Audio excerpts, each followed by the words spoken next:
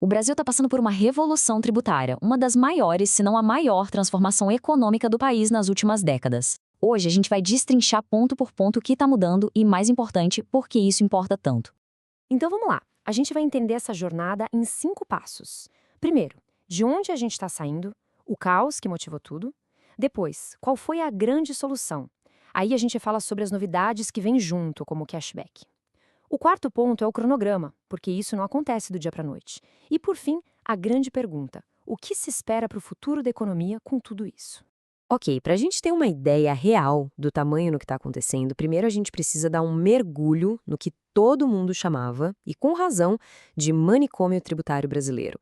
Pensa nesse número, 1.500 horas. É isso mesmo, era o tempo médio que uma empresa brasileira gastava todo santo ano só para conseguir entender, calcular e pagar imposto. Imagina o que é isso.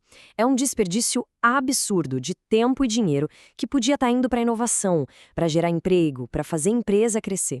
E olha só essa comparação que é para a gente entender onde o Brasil estava. A média dos países mais desenvolvidos da OCDE é de 160 horas por ano. No Brasil, 1.500. É quase 10 vezes mais. É tempo gasto com papelada, com burocracia, em vez de produzir de fato. Pois é, o apelido manicômio não veio à toa. Não era só difícil, era um labirinto mesmo. Tinha imposto federal, estadual, municipal, um em cima do outro, muitas vezes sobre a mesma coisa. O resultado? Uma insegurança jurídica que era um pesadelo para qualquer negócio. Olha só essa fragmentação na prática. Cada imposto era um mundo à parte, com regras malucas. O PIS/COFINS, por exemplo, era de uma complexidade absurda. Mas o grande vilão talvez fosse o ICMS. Pensa bem, 27 legislações diferentes, uma para cada estado e o DF. Isso criou a famosa guerra fiscal. Um estado dava um benefício para uma fábrica ir para lá, o outro dava um maior. No fim, era uma canibalização, que muitas vezes não gerava riqueza nova, só mudava ela de lugar. E qual a consequência de toda essa bagunça? Disputa na justiça. Muita disputa. Chegou a um ponto que o volume de processos tributários somava 5,4 trilhões de reais. Para você ter uma ideia, isso é tipo 75% de tudo que o Brasil produz em um ano. O sistema não só permitiu o conflito, ele praticamente forçava as empresas a irem brigar na justiça. Ok, já entendemos o tamanho do problema. Agora vamos ver a solução. Como a reforma tenta construir algo bem mais simples e moderno no lugar desse caos. A grande sacada aqui, que aliás mais de 170 países já usam, é o tal do IVA, o Imposto sobre Valor Agregado. A lógica é simples. Em vez de cobrar um imposto que vai se acumulando em cada etapa da produção, como uma bola de neve, o IVA incide uma vez só, lá no final, sobre o consumo. No Brasil, a gente adotou o que estão chamando de IVA dual. Foi uma solução política, né, para manter a autonomia de todo mundo. Então, funciona assim. Tem a CBS, que é o IVA do governo federal, e tem o IBS, que é o IVA dos estados e municípios. E, para completar, criaram um imposto seletivo, que o pessoal apelidou de imposto do pecado, para produtos que fazem mal para a saúde ou para o meio ambiente. A grande mágica do IVA, o que faz ele funcionar, é o sistema de crédito. Funciona assim.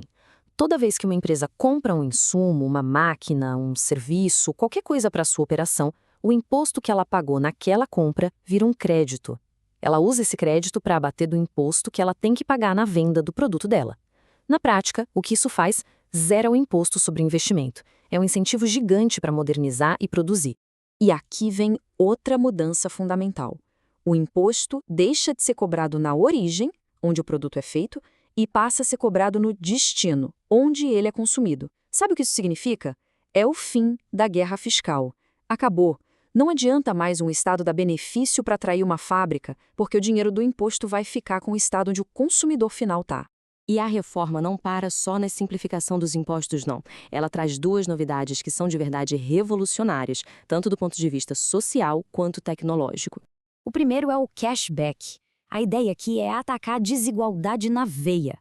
Em vez de isentar a cesta básica para todo mundo, o que beneficia ricos e pobres, o sistema vai devolver uma parte do imposto pago diretamente para a conta das famílias de baixa renda. É uma forma muito mais inteligente e focada de fazer justiça social. A outra inovação é o split payment, e isso é um salto tecnológico impressionante. A ideia é combater a sonegação na raiz. Imagina o seguinte: Na hora que um pagamento é feito via Pix, cartão, o que for, o sistema automaticamente racha o valor. Uma parte, o valor do imposto, já vai direto para o governo. A outra parte, o líquido, vai para o vendedor. Simples assim. Ok, mas uma mudança desse tamanho não acontece apertando um botão, né? É uma transição longa, muito bem planejada, que vai se estender por quase uma década. Vamos dar uma olhada nesse cronograma. Tudo começa de leve, em 2026, com um teste, uma alíquota bem pequena, de 1%, só para ver se os sistemas estão funcionando.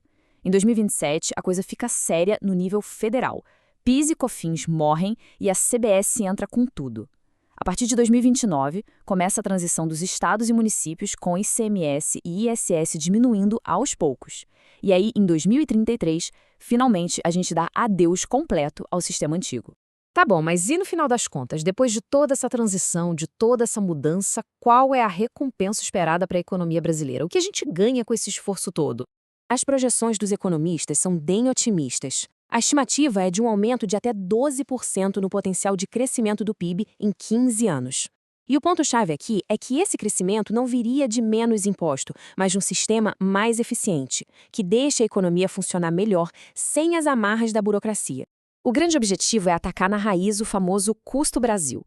O que isso quer dizer na prática? Bom, o investimento fica mais barato, porque máquinas e equipamentos não vão ter mais imposto embutido, as exportações ficam mais competitivas, porque a gente tira aqueles impostos escondidos que ninguém via, e as decisões das empresas passam a ser por estratégia de negócio, não para fugir de imposto. O ambiente todo fica mais racional. Então, o que se diz é que essa reforma não é só uma troca de impostos. É, na verdade, a construção de uma nova base para a economia brasileira. É visto como o maior avanço institucional em décadas, algo que pode, de fato, mudar o patamar de produtividade do país.